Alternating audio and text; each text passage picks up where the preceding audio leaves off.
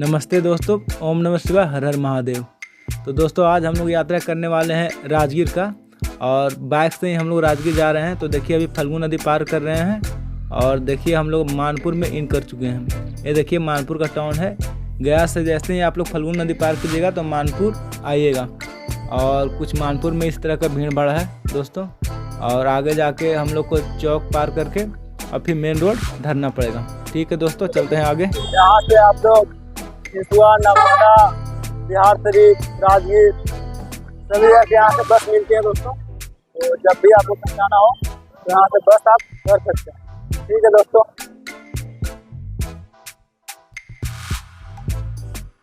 दोस्तों अगर राजगीर के विषय में कुछ जानकारी चाहिए तो प्लीज़ कमेंट करके मुझे बताइए, मैं आपके प्रश्नों का उत्तर दूंगा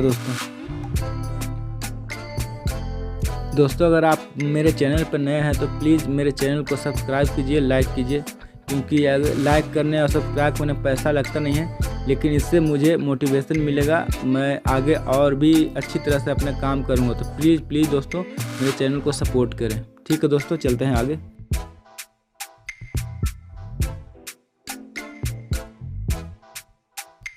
दोस्तों राजगीर पटना से 101 किलोमीटर और गया से लगभग 60 किलोमीटर दूर पड़ती है बाय रोड।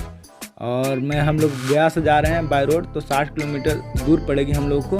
तो चलते हैं रास्ते में और बताते हैं राजगीर के बारे में दोस्तों वीडियो के अंत में मैंने बताया है कि किस दिन राजगीर बंद रहता है, तो कुछ देखने के लिए आपको पर्यटन स्थल नहीं मिलेंगे, तो अंत तक देखिएगा इस वीडियो को ज़रूर।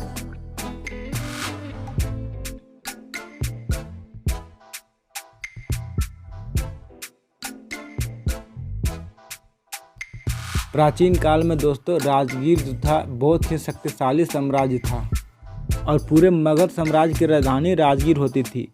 और उस समय के जो राजा इतने शक्तिशाली थे कि उनके आतंक पूरे क्षेत्र में था। जितने भी अगल बगल के राज थे उनका लोहा मानते थे उनकी शक्ति का दोस्तों। हम लोग पहुँच चुके हैं अभी जमुआवा बाजार में। हमको न जाकर हम लोग बाईपास से निकल रहे हैं, बाजार को छोड़ देते हैं क्योंकि उधर ट्रैफिक।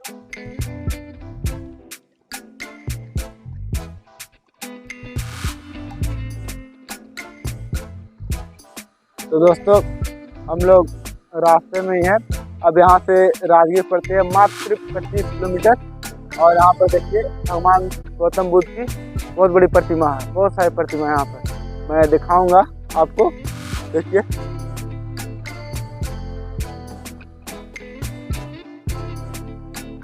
दोस्तों कितनी बड़ी प्रतिमा है भगवान गौतम बुद्ध की। और यहाँ से थोड़ा सा शूट करने के बाद हम लोग फिर आगे चलेंगे। बहुत सारी प्रतिमा है देखिए यहाँ पर अंदर में।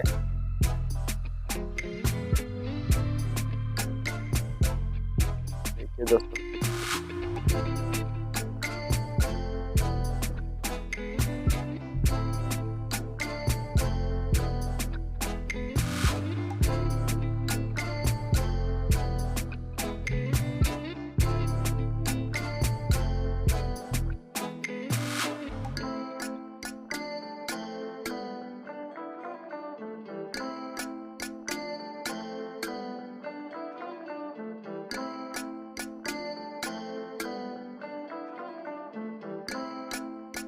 तो देखिए दोस्तों भगवान गौतम बुद्ध की देखिए कितनी बड़ी प्रतिमा है। तो यहाँ पर एक भैया हैं, तो इन्हीं से जानकारी लेते हैं कि भैया एक कौन सा बना है, कौन सा देश से बना हुआ है। तो भैया बता रहे हैं थाईलैंड का बना हुआ है। तो आप यहाँ पर देखभाली करते हैं, ये गार्ड है यहाँ पर, और इन्हीं का जिम्मेदारी है सारा प्रबंधन देखना, क्योंकि यहाँ पर नो एंट्री है बाहरी के लिए घुसने में। अच्छा सब घुसता है। अच्छा ठीक है। तो आज बंद है। और दोस्तों हम लोग आज ही आए थे टूर पर राजगीर के, तो क्षमा चाहें कि हम अंदर में घुस कर आपको नहीं दिखा पा रहे हैं। फिर कभी अगर मौका मिलेगा तो आपको अंदर में इसकी पूरी खूबसूरती को दिखाएंगे। तो बहुत धन्यवाद भैया, आपको जानकारी दी है।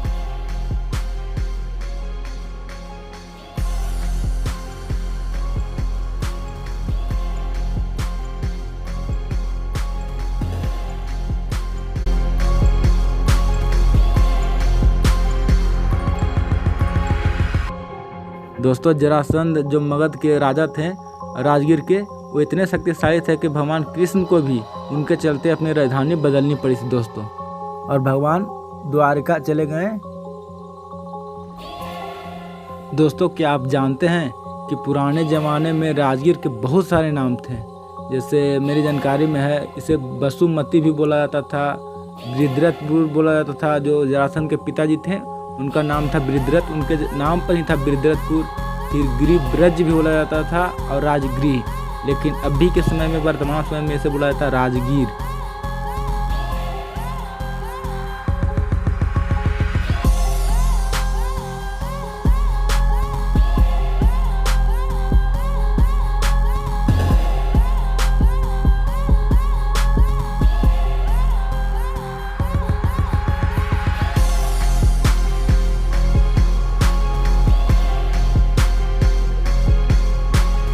दोस्तों अगर धार्मिक ग्रंथों को माने तो जो रामायण में जिस बसुमती का जिक्र आता है ना, तो उसमें कहा जाता है कि ब्रह्मा के वो चौथे पुत्र थे जो राजा वसु के नाम पर राज करते थे। उन्हीं के नाम पर इसे बसुमती भी राजगीर को बोला जाता है दोस्तों।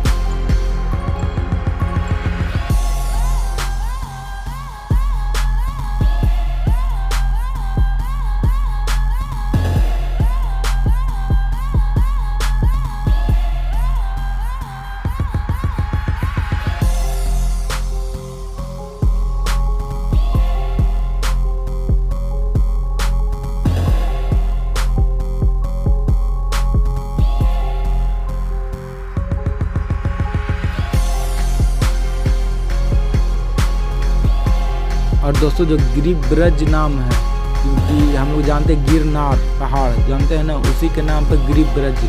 तो गिर मतलब तो पहाड़ हो गया, और ब्रज मतलब जो चारों तरफ पहाड़ियों से घिरा हुआ है, उसी के नाम पर बड़ा गिरिब्रज भी नाम राजगीर का।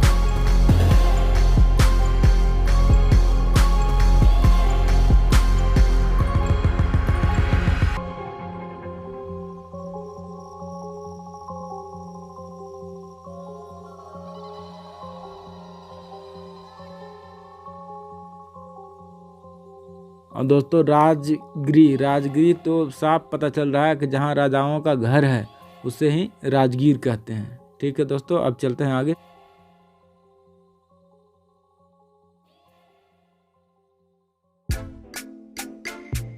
तो देखिए दोस्तों, अब राजगीर की पहाड़ी हम लोग को दिखने लगी है, और देखिए बहुत ही सुंदर दृश्य है। मैं देखा एकदम बहुत ही खूबसूरत दृश्य है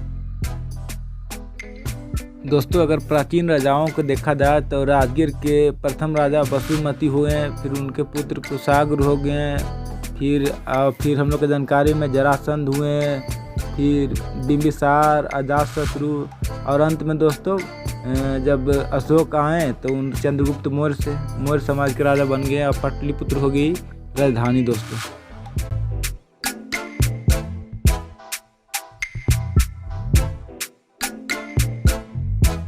तो देखिए दोस्तों, अब राजगीर के टाउन में घुसने जा रहे हैं हम लोग, और यहाँ पर देखिए एक राजगीर का गेट बना हुआ है। उसके बाद हम लोग अंदर टाउन में घुस जाएंगे और राजगीर की पूरी खूबसूरती आप लोग देखते जाइए दोस्तों।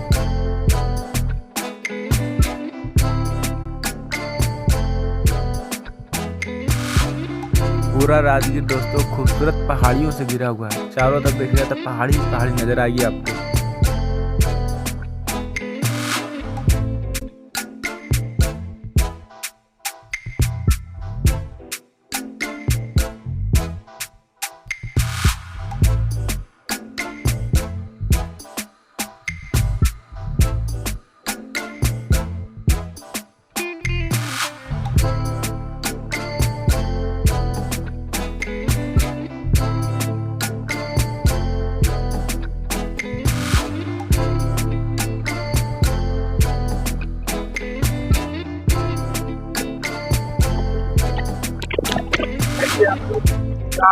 आगे पहुंचते हैं, ज़्यादा दूर नहीं है, वो जल्दी पहुंचने वाले हैं। ठीक है दोस्तों,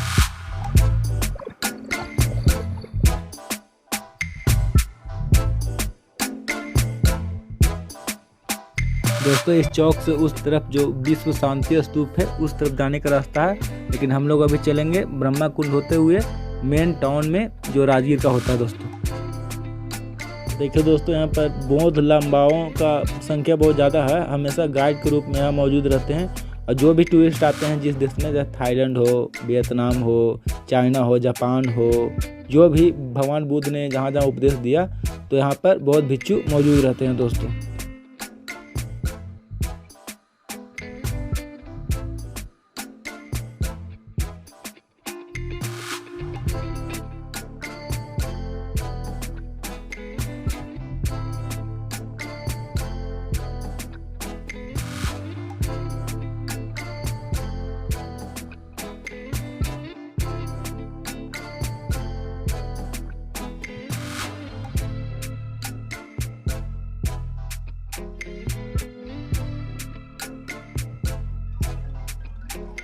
दोस्तों बिहार सरकार द्वारा जो टमटम गाड़ी है, जो घोड़ा गाड़ी है, उसकी राजगीर में शुरुआत की गई है, क्योंकि जो रोज़गार मिल सके गरीबों को। तो ये बहुत अच्छा पहल है। अब देखिए आप,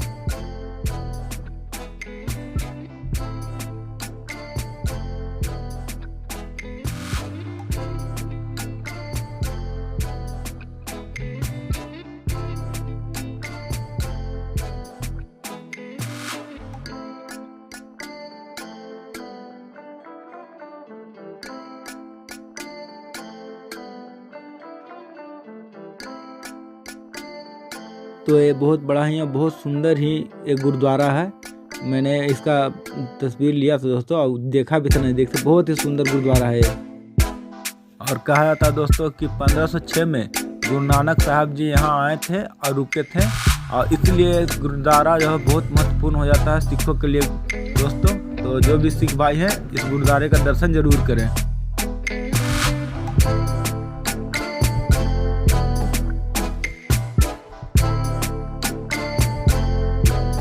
दोस्तों सोमवार को जंगल पार्क और फिर जो शीशे का पुल होता है वो बंद होता है, इसलिए सोमवार को आप लोग राजगीर ना आए। दोस्तों हम लोग अब ब्रह्मा कुंड के पास पहुंच गए हैं। इसी कुंड में स्नान करने की बहुत बड़ी मान्यता है। दोस्तों जो खरमास का मेला लगता है यहीं पर, इसी मंदिर की मान्यता है, इसी कारण से खरमास का वो महीना का मेला लगता है। दोस्तों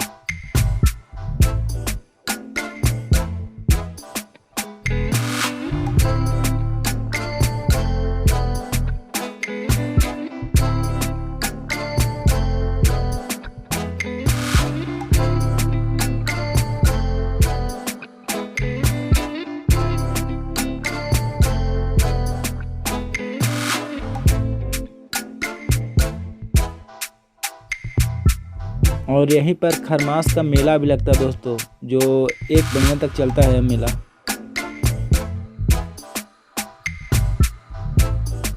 दोस्तों ये वीडियो राजगीर बस स्टैंड तक ही है, और वहाँ हम लोग कुछ देर में पहुँच जाएंगे, फिर समाप्त हो जाएगी। और अगले वीडियो में हम दिखाएंगे कि जो नालंदा यूनिवर्सिटी है उसके भग्नावशेष यानी खंडहर कैसे हैं। दोस्तों अगर मेरा वीडियो पसंद आ रहा है तो प्लीज़ मेरे चैनल को लाइक करें और सब्सक्राइब करें, ताकि मुझे आगे भी प्रेरणा मिलती रहे और मैं इससे भी बढ़िया वीडियो बनाकर आप लोग को जानकारी दूँ। ठीक है दोस्तों।